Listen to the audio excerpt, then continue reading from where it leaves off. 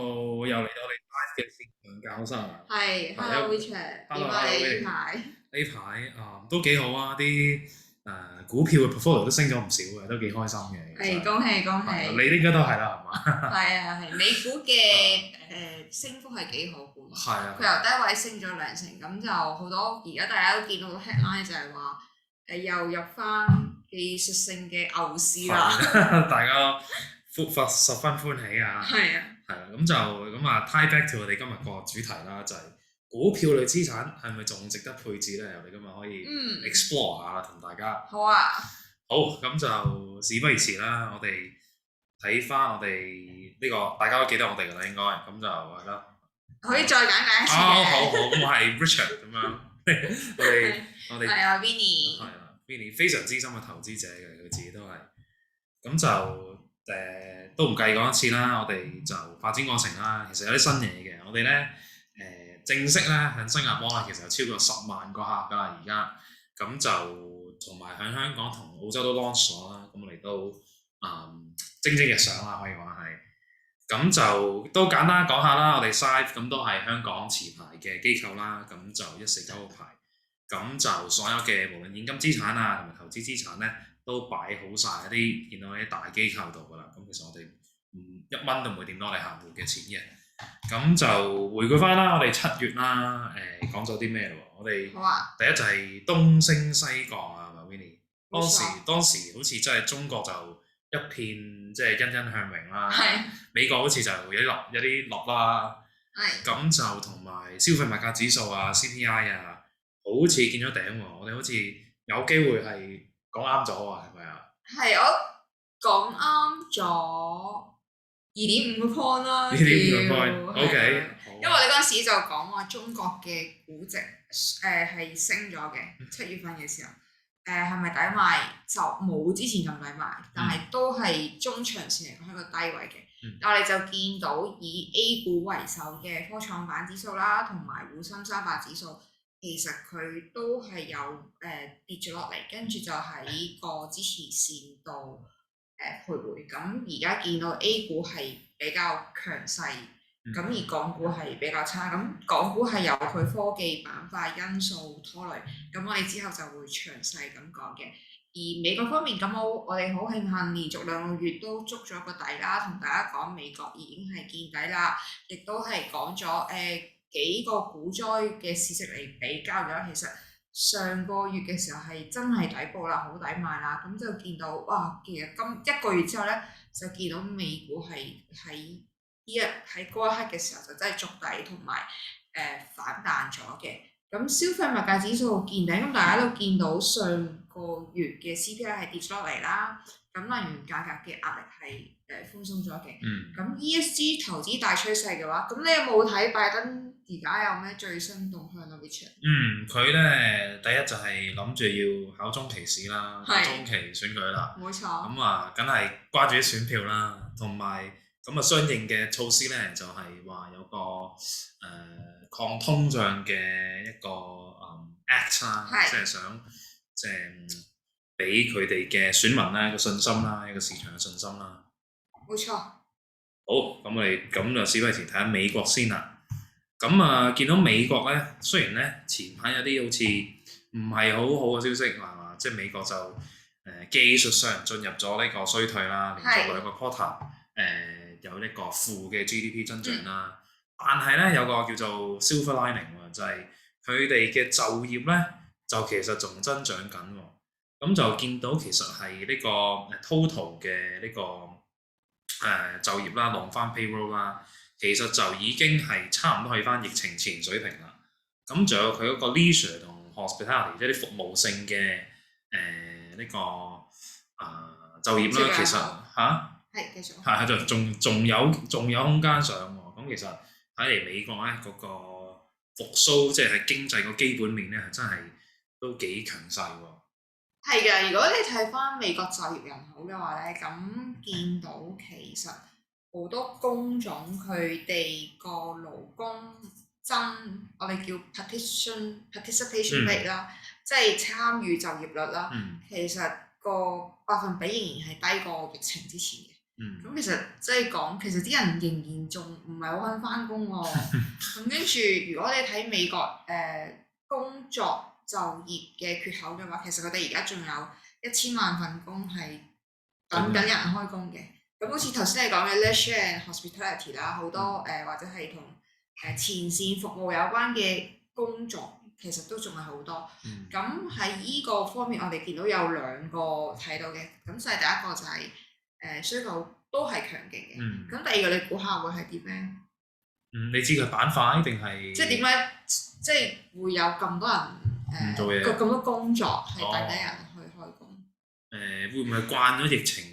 喺屋企即係叫做宅經濟，係啦，宅經濟或者係佢哋之前裁員裁得太勁，咁就係令到好多公司其實而家係唔夠人手，所以佢哋寧願就係不如我請多啲預鬆啲，咁到將來真係要再調整嘅時候，咁我到時先再調整。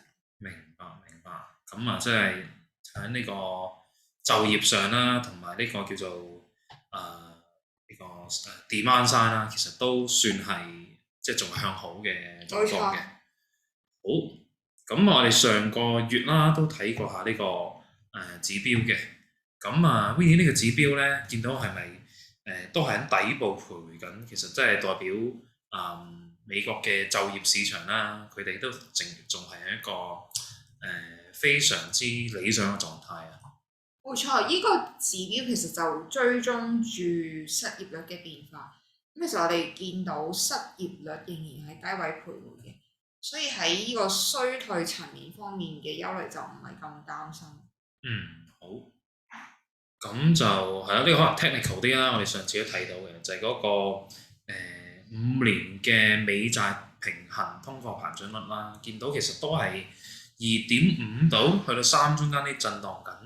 咁就睇嚟就唔似係話，即係嗰個即係通貨膨脹嘅預期啦，都冇話惡化啦，要繼續去變差嘅。咁update 下我哋個美聯儲個加息預期啦。見到上次係邊個？我哋圈咗向紅色圈係邊個啊？係3點。我哋上次就講話預期個通脹最高嘅利率大概係幾多咧？咁其實都係同今次係差唔多嘅。咁見到7月同埋8月，其實市場都觀望緊下年年中就應該係以3.5厘為一個 benchmark。咁大家要提翻大家就係6月嘅時候，其實呢個中期嘅利率預期係去到差唔多4厘，所以其實而家大家對加息嘅預期算係比較mild 啲咯。明白。呢個對緊我哋啲供緊樓嘅朋友係咪都係好消息啊？唔使驚住每個月都要捱貴啲嘅 mortgage 啦。冇錯。我諗尤其對 H 按嘅朋友會有着數啲，因為 P 按係冇關係嘅。咁啊。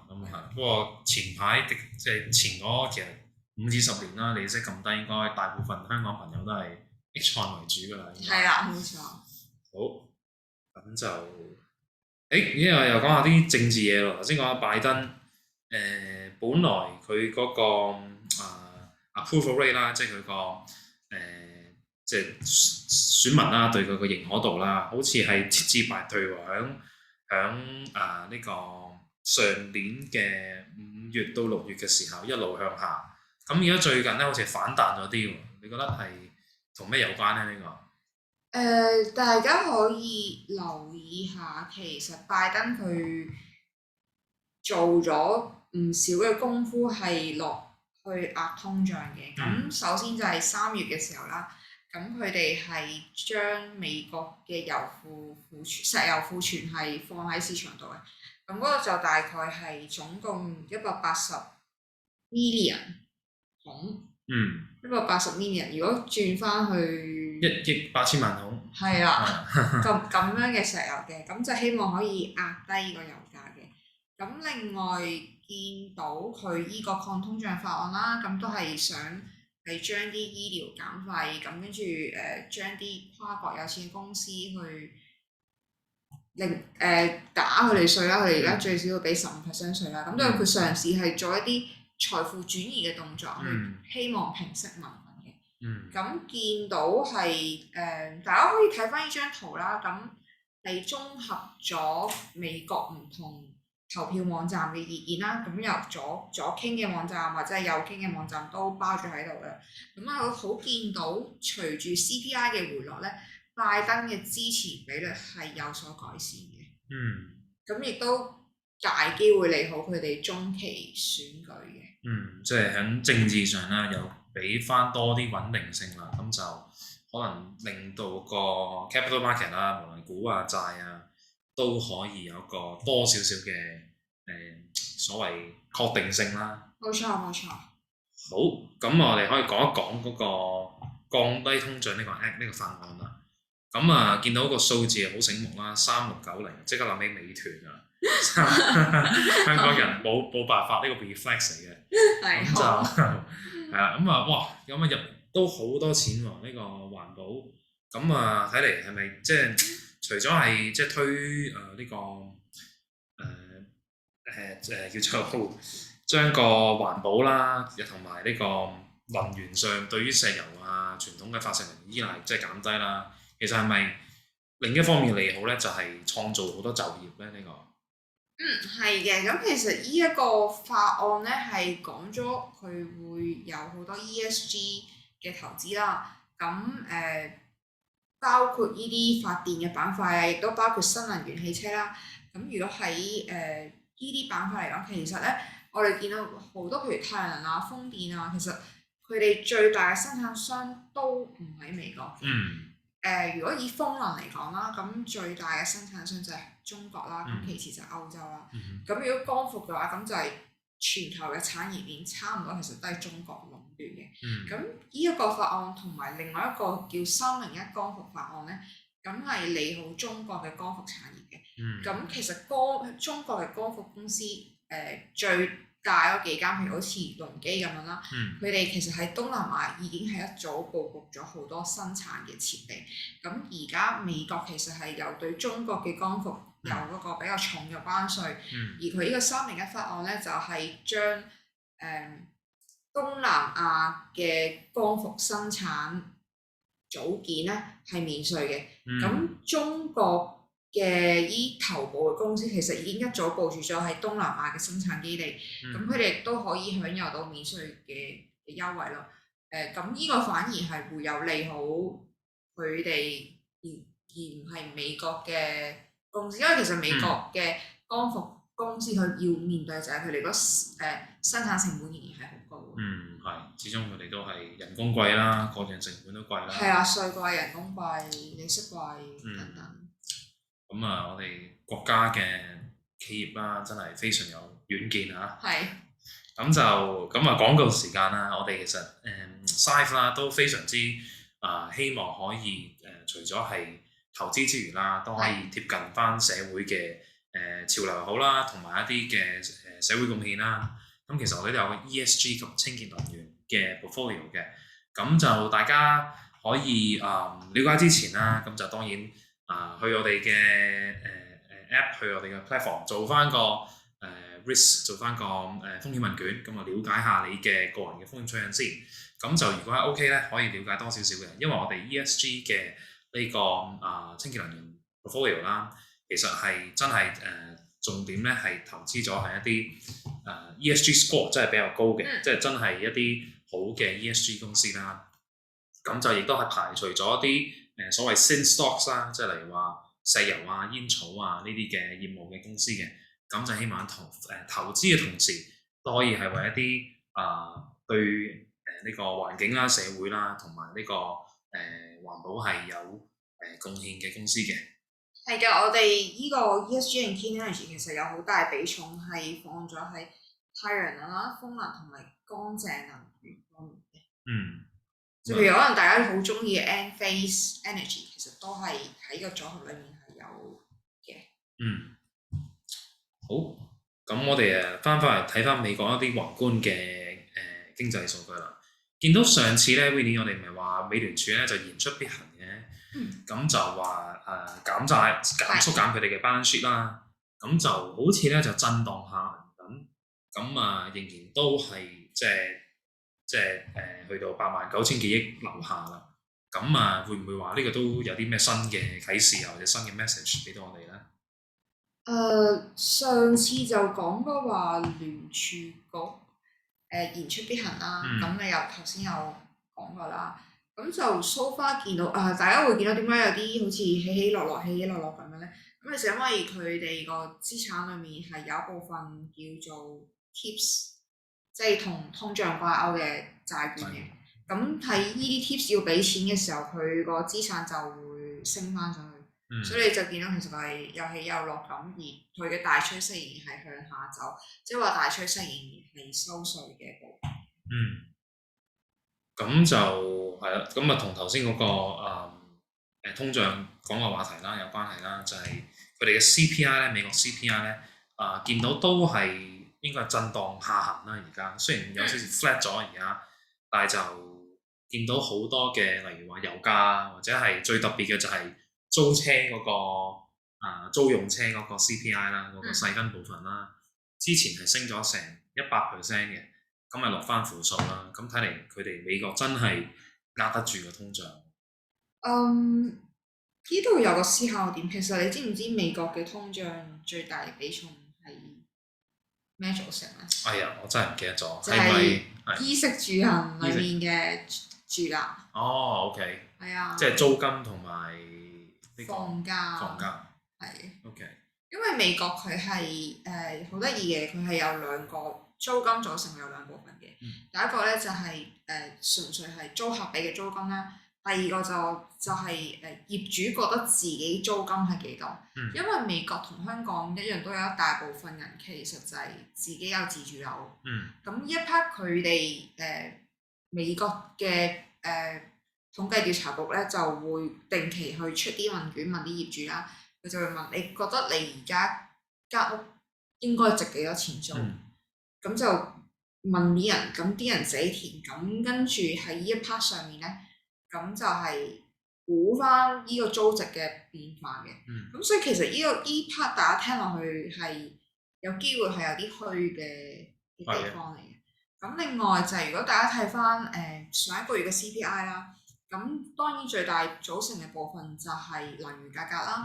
咁但係我哋睇翻人工方面對呢個 CPI 有幾多影響咧？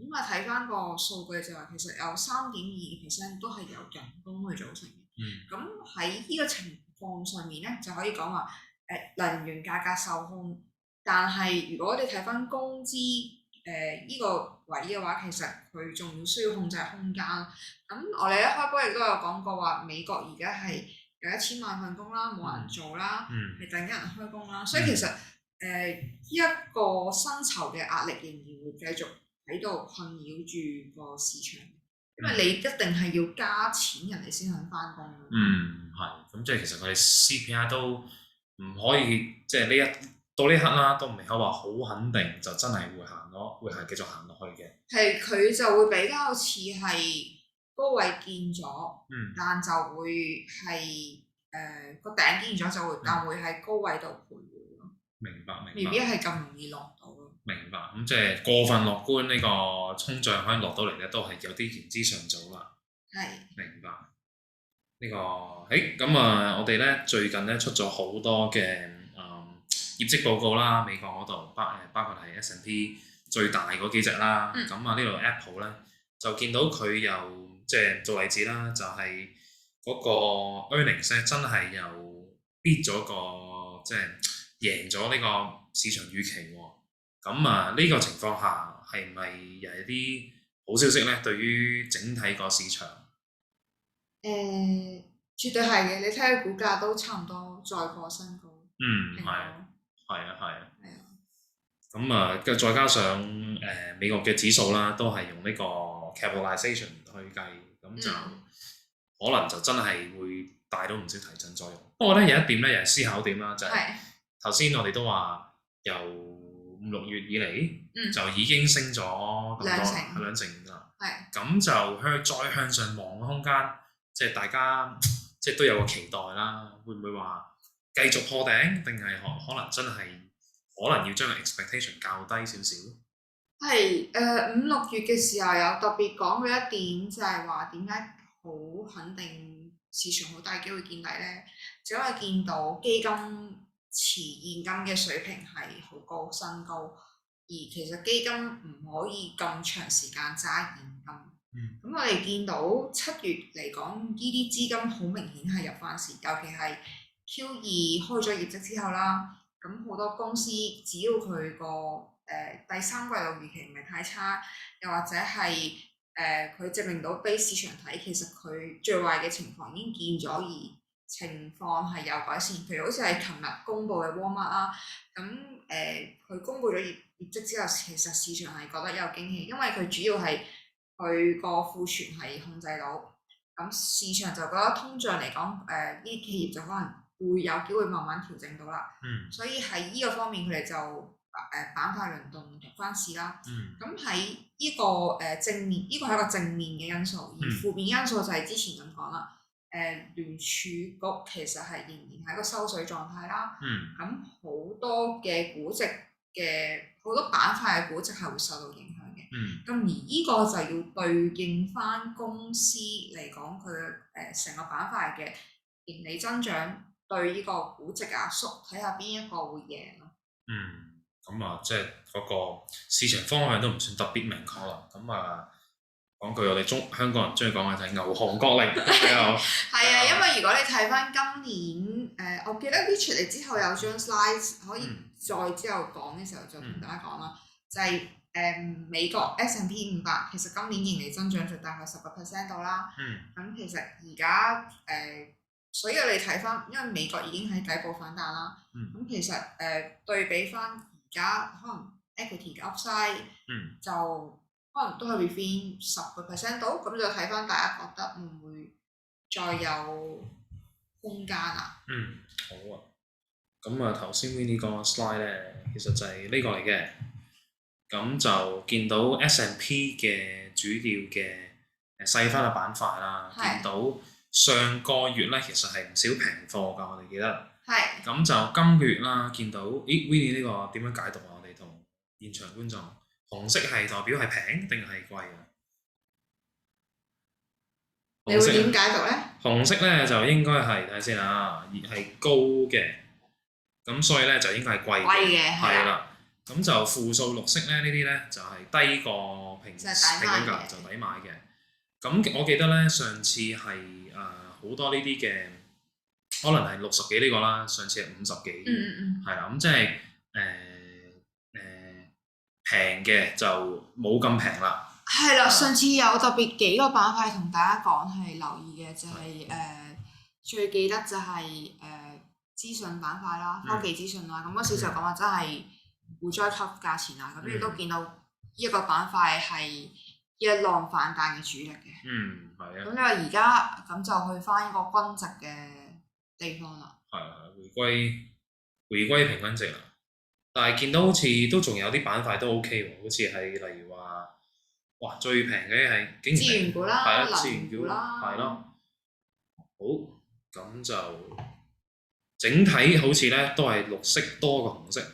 不過咧就冇上個月咁低。係啦，所以就而家會係比較觀望嘅狀態啦。咁所以我哋希望去翻第23張 slide 啦。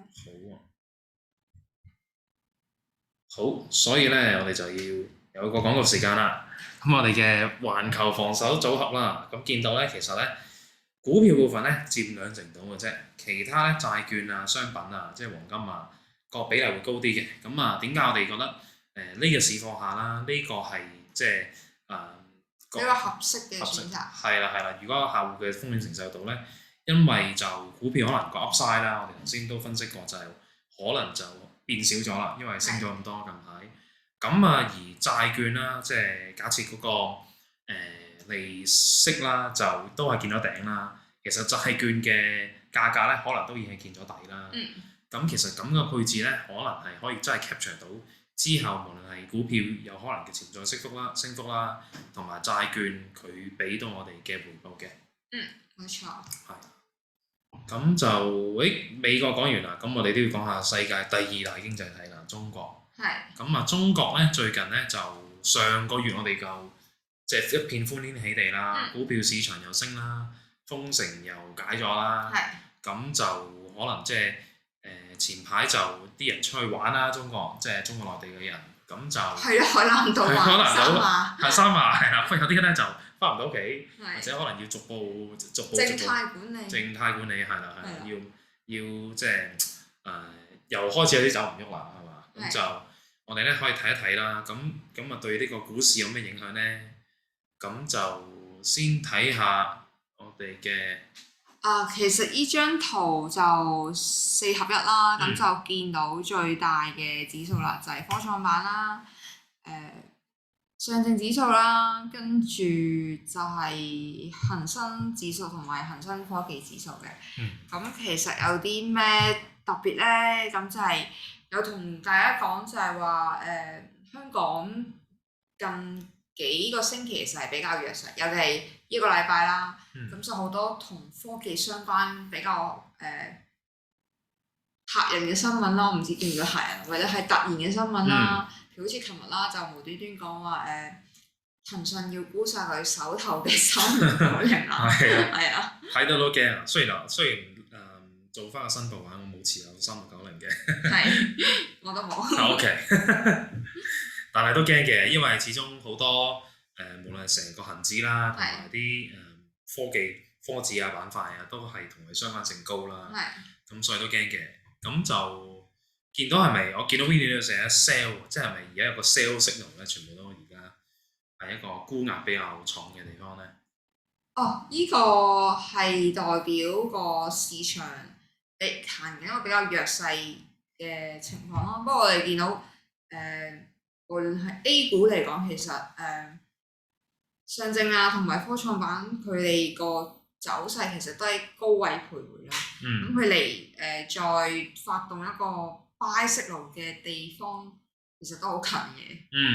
咁啊係，咁啊個叫花無百日紅啊。咁但係好景唔會永遠啦，但係壞嘅時候都會過去嘅。我諗而家市場對中國係仍然比較多觀察者嘅角度啦。因為我哋可以睇翻下一張 slide 啦，咁就係講翻中國其實而家面對最大嘅問題就係房地產。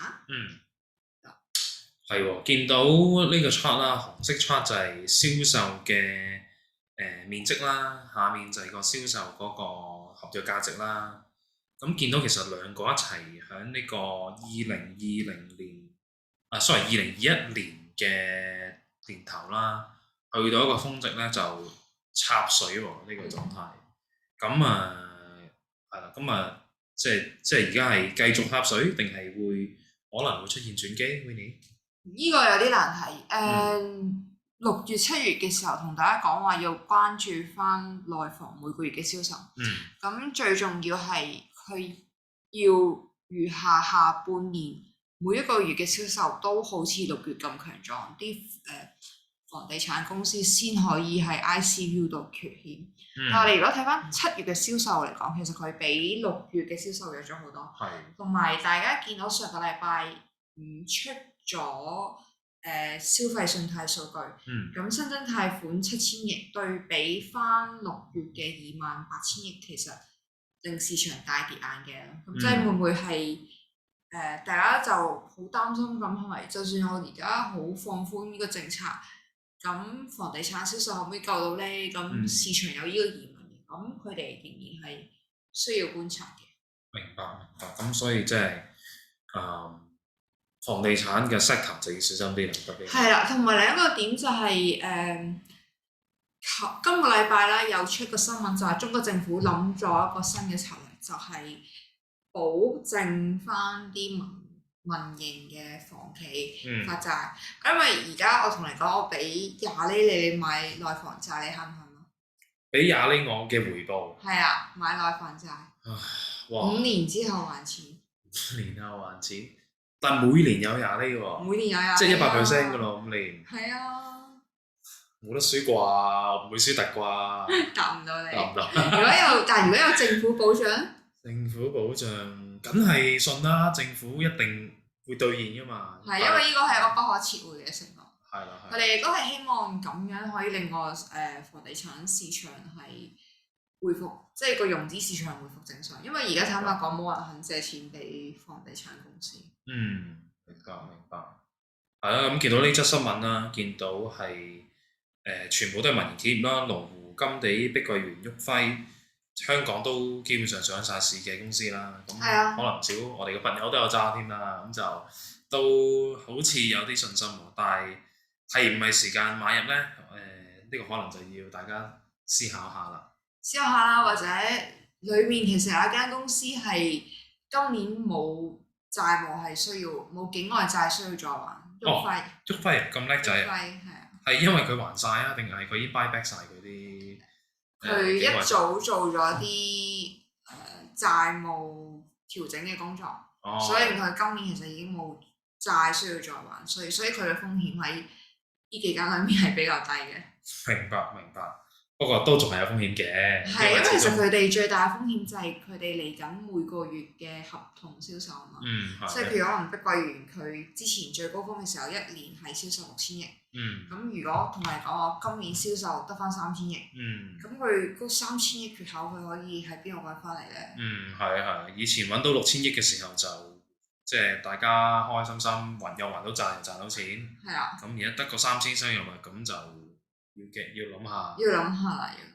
明白。好，咁啊小心呢個板塊啦，各位。好，咁就都可以講啦。其實咧，雖然話頭先講啲 China 嘅一啲住緊房地產嘅風險啦，咁但係其實其他 sector 咧都係可能有啲機會嘅。咁啊，我哋呢個 China 嘅中國增長呢個 select portfolio 啦，其實都係針對咗響中國嘅比較有潛力嘅公司啦，主要係互聯網啦、消費嘅領域嘅公司嘅。咁就當中 Winnie 我哋有冇揸內房嘅股票㗎？我哋冇揸內房同埋內銀嘅。係啦，咁就希望真係有針對性去capture 到喺中國仍然都係有潛力嘅一啲產業啦。係啦，咁另外呢度都比較多互聯網嘅企業啦。咁頭先我哋亦都有講到話，中國對互聯網嘅監控大概會係點啦？咁 Richard 你有冇一個特別嘅睇法咧？我咁嗱，最近我聽咗好大嘅新聞嘅，就係呢個阿里巴巴、騰訊好幾間嘅大企業啦，佢哋會係俾佢哋個 algo，佢哋個嗰個叫咩？佢哋嗰個係啦，會俾佢哋嘅 algo 咧去俾北京喎。咁似乎好似係即係咪俾一個？大家傾好咗啦，係啦。好似係傾好咗。係啦，將我最寶貴你壓咗喺你身上啦，咁我就乖乖地做生意，咁就你就都俾我一個清晰嘅道路去做生意啦。似係咁樣嘅，同埋而家我哋見到騰訊佢係比較主動去係咪叫清洗沽出佢嘅投資。其實騰訊佢喺 A 股、港股或者係好多東南亞嘅市場都投資咗好多新型新創嘅企業嘅。咁而家見到佢係逐步部署退出佢啲投資，咁即係話減少咗交叉控股嘅可能性啦。咁呢個亦有機會係舒緩咗監管機構嘅疑慮嘅。OK，咁其實就即係可能係俾翻當局一個叫做信息啦，安心丸。安心丸係啦。咁就你又安心，我又可以繼續做生意。係啦，做生意。係啦，咁可能就係好快，我哋會見到騰訊有新嘅遊戲版號啦。係啊，佢哋嘅收入都好大部分都係遊戲嘅。係啦，即係好似我哋有句説話就係做翻好啲基本面嘅嘢啦，打翻好基本功啦，咁就拭目以待啦，我哋可以。冇錯。好，咁就咧頭先都講過下嘅，咁啊翻嚟嗰個即係 equity 啦，整體啦，見到呢個標普啦，佢個估值咧其實係其實係好嘅，因為佢個 EPS 嘅 earning per share 咧係升翻少少嘅。但係咧就個 price 咧就係有少少即係最近嘅升幅啦，其實都可唔可以話係低位震盪咧？呢度短期嘅低位都升咗15%。好，咁就頭先講過啦，就係呢個標普嘅估值啦，咁就都係貴咗啲嘅，整體嚟講。係啦，咁所以我哋頭先都介紹咗一個我哋嘅 defensive 啦，即係有股票部分，咁其實其餘嗰啲咧都係債券同黃金啦，去可能咧更好地 capture 當下嘅呢個狀況啦。好，咁呢個利率出世，呢個係中國嘅利率出世啦。係啦，見到一跌再跌喎，呢個。係啊，咁頭先有講到話內房啦、銷售啦，咁亦都係嘗試救市啦，咁亦都講緊佢哋點可以再刺激呢個需求咧。咁最重要就係你供款嘅利息減低咗，咁你嘅需求端就希望有所上升啦。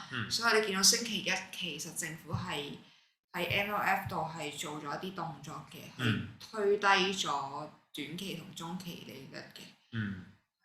咁仍然係保持同一個觀點，就我哋都係會睇中國嘅利率係下行嘅趨勢。而終極化嚟講，佢嘅資產係需要膨脹嘅。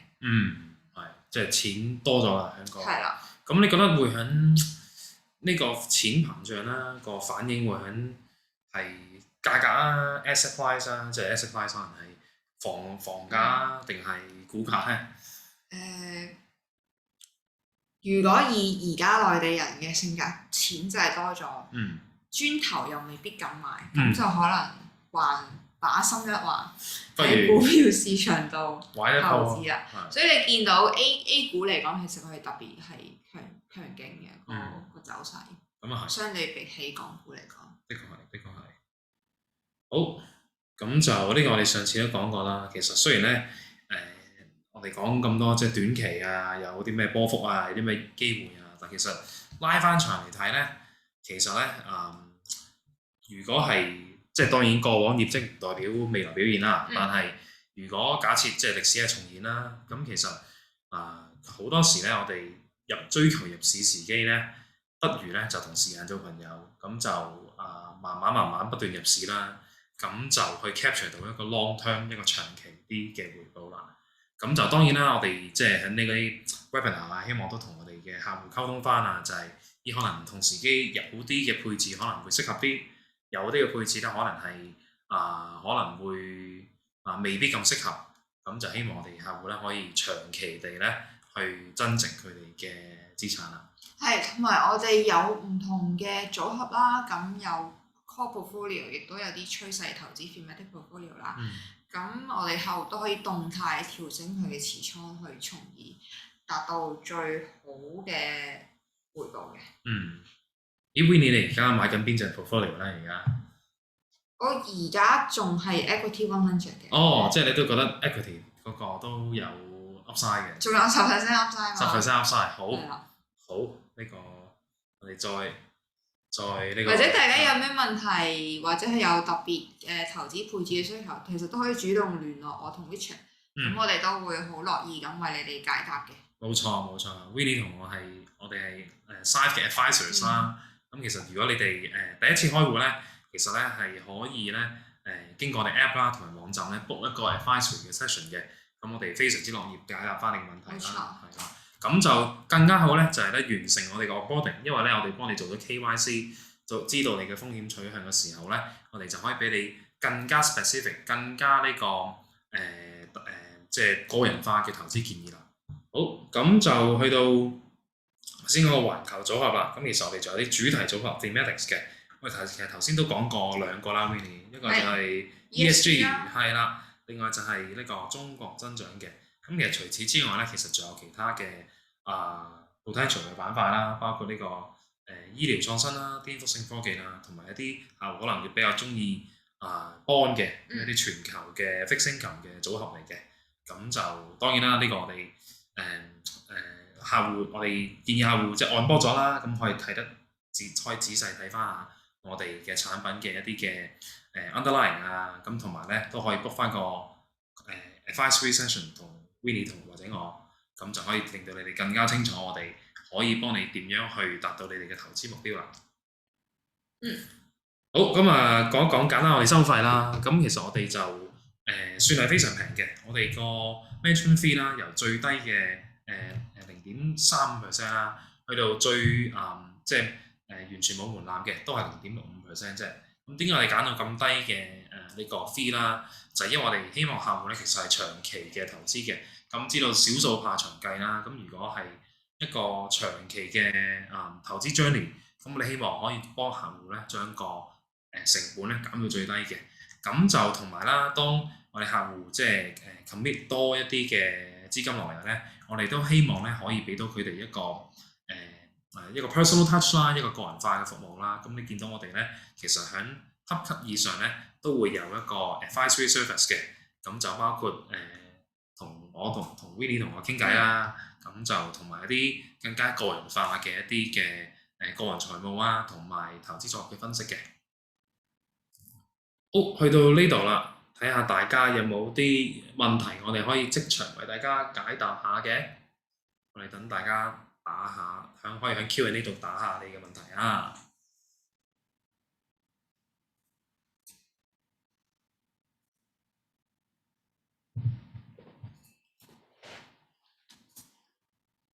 我記得上次有人問我哋個股問題啊，今次唔知會唔會再有現場朋友問下啲個股啦。好啊，有冇特別準備啊？按你呢啲3690啊3690，我真係最近好少睇講，因為你知我哋 size 係 diversify 噶嘛，咁啊，所以我主要都係睇頭部嗰幾隻啦，因為始終美國嘅指數都係大隻嗰啲為主導。咁喺呢個等待觀眾問問題嘅時候，其實我哋都可以再講一講大家可以主動聯絡Richard 啊或者我啊，咁去做翻一個 consultation 啊，同埋我哋有時會有不定期嘅開戶優惠嘅。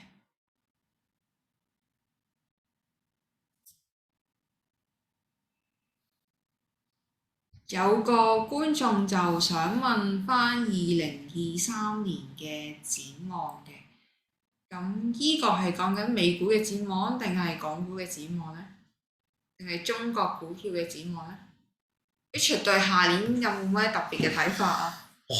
下年呢個真係好長期喎，呢個我哋都係4個月之後嘅。4個月之後，我諗主要睇下拜登佢哋嗰個即係連任，即係應該話中期選舉啦。咁同埋佢有啲連任息怒啦，因為而家佢就大家都估緊啦，其實會唔會再係佢啦？咁我見到啲特別，即係估佢會唔會再參戰？係啦，參戰同埋參選，係啦。同埋最近咧，好似特朗普都有啲大新聞喎，好似有啲即係暗湧流動。佢佛羅里達個莊園俾人調查。係咯，咁就係咪即係美國？即係你知啦，美國呢個國家啦，佢哋嘅政治環境其實都非常影響成個環球嘅無論經濟啊，同埋資本市場表現嘅。咁就呢個我覺得好重要要睇啦。咁同埋仲有一點就係俄烏戰爭啦，佢哋可唔可以真係達成呢啲協議啦，令到嗰個未來個展望咧可以更加穩定啦。咁就好難講嘅，但係我覺得有樣可能唔可以話 sure 啦，但係我覺得係似乎係我會選擇嘅就係都係長期投資啦，因為始終一個你見好多嘅股市啦，佢哋都係汰弱留強嘅一個機制，咁就好嘅公司其實即係叫做英文叫 winners take all 啦，咁就會繼續表現好咯。係啦。好好啊！你講到大趨勢咧，其實我哋每年都見到，其實世界局勢係冇一日係真係有和平發展，即係你唔會見到有一年係冇打仗啊，或者冇恐怖襲擊啊，或者係冇國際糾紛嘅。咁 even 係巴菲特佢處喺黃金嘅時期，其實大家睇翻佢嘅投資歷史，其實佢每年都會遇到好多唔同嘅問題，但係都繼續堅持係長期投資，從而係令自己享受到公司長線嘅回報啦。咁開始學你咁講啦，可能我驚嚟緊俄烏戰爭會有變化，或者係美國中期選舉對世界局勢有咩影響咧？咁其實來來回回，我哋有幾個好肯定嘅因素係知嘅，即係頭先有好講嘅就係 ESG 啦。譬如話 ESG，其實大家都知道，無論油價高低，而家所有世界各個政府只會係加大 ESG 嘅投資嘅。咁喺一啲比較明確嘅組合嚟講，其實大家都可以繼續堅定每個月做翻定期嘅持份咯。非常同意。係啦，另外有人問就係幾長叫長期投資啊？好，呢個好問題嘅。咁呢個咧，其實咧就長短咧就對每個人咧其實係有個人嘅因人而異嘅。咁例如話一個可能係20歲啦，啱啱出嚟做嘢嘅人士啦，咁其實長期投資可能真係可能佢仲有40年工作生涯喎。咁長期投資真係對佢嚟講係佢嘅目標係退休，咁所以佢嘅時限咧係40年嘅喎。咁對於一個可能係或者可能係唔一定係年紀更加大啦，但係可能佢個目標嘅可能係要10年內買樓，咁佢嘅長期所謂長期咧可能就係10年嘅咯喎。咁所以咧呢個就我覺得係好視乎，即係以目標為本啦，同埋你嘅風險承受能力去做呢個配置好重要嘅。咁咧exactly 配置啦，因為我哋係對即係 public 啦，唔同嘅目標、唔同嘅歲數都有唔同嘅需求。冇錯。而投資呢堆嘢長短線其實都係要準備嘅。冇錯。咁當然想要更加清晰、更加個人化配置啦，梗係按幫翻我哋嘅平台啦，咁就可以 book 翻個 advisory 嘅 session 同阿 Willie 或者同我去傾下偈嘅。冇錯。另外有個問題就係問點樣抵抗買完跌就沽，即係係咪比較典型嘅高估高買低沽咧？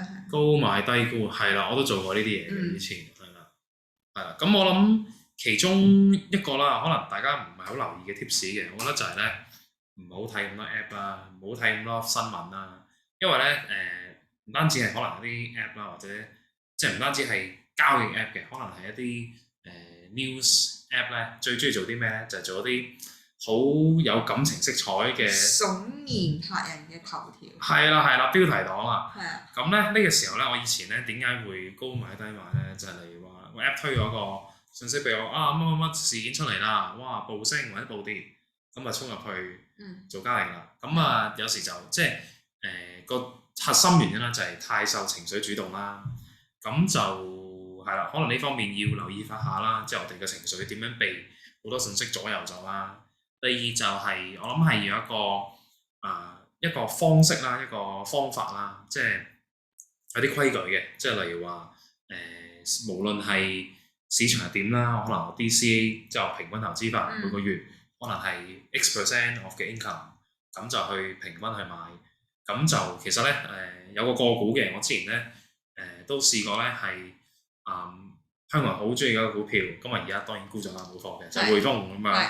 咁咧嗰陣時咧我都係得 DCA 咁樣買嘅，最低嘅差唔多去到海嘯價嗰陣時咧，公股價係啦，我都不斷 DCA 買嘅，係啦，咁就咁當然啦，始終匯豐係單一股票啦，單一公司啦，有單一嘅風險啦。但我學到嘅嘢就係，如果係即係覺得呢個係長期看好嘅，或者係有 potential， 或者佢嘅估值係偏低嘅，咁其實不妨可以響佢，你覺得佢平嘅，好似巴菲特咁樣平咪買咯，每月買啲，咁就係一個比較合理啲嘅方法啦。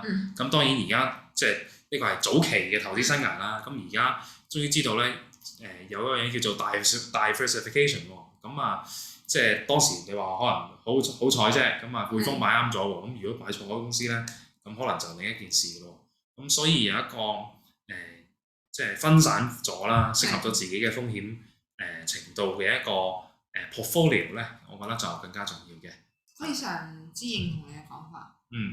係啦，因為始終即係佢一個 diversify 咗個 portfolio 啦，佢係可以喺唔同嘅情況下都可以透過佢嘅分散風險啦，透過包括好似 SIVE 咁樣，我哋用一啲 algo 啦，用啲rules 啦，可以去令到個回報咧喺個所承受風險嘅程度上咧優化咗嘅。係好認同你咁講嘅。好多時候好似Richard 咁樣啦，買一隻股票啦，係啦。咁好彩咧就係 Tesla， 唔好彩就 Nvidia 啊。係啦。咁我諗或者好彩就係匯豐，唔好彩就係利豐。都啱。有機會其實我哋又唔會話客戶就係需要全部錢做晒一個穩定式嘅投資啦，而大家係可以將大部分嘅錢係做一個可以預期而風險分散嘅投資嘅。譬如有啲譬如我諗香港人其實好中意就炒股票啦，我特別靠某隻股票啦，咁可以做一啲主動式投資。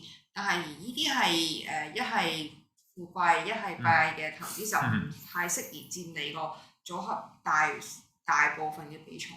非常同意啊！我都試過咁樣做嘅。咁第一就係風險好高啦。第二咧，其實咧佢仲嘥緊嘅就係你嘅時間同精神。因為當你 all in 嘅時候咧，其實你嘅心情咧係非常之起伏嘅。佢一升咧你就開心，佢一跌咧你就哇咁好傷心啊！咁所以我哋覺得即係長期投資啦，除咗係對你長期即係真係投資嘅穩定性嘅好處啦，同埋對你嘅心理健康咧都係有好處嘅，我覺得。冇錯。係啊。咦，咁我哋觀眾可能都問得差唔多啦喎，咁就如果係有咩問題啦，歡迎就揾翻我哋嘅同事啦，可以喺網上揾翻我哋嘅advisory service 啦，或者 CS service，咁就咧想揾特別驚喜就一定要揾 Richard 啦，佢有啲好嘅 offer 俾大家。講呢啲，咁其實係嘅，我哋有啲非常好嘅 offer 嘅，咁就係啦，最近都有啲 promotion 啦，咁歡迎大家去留意翻啦。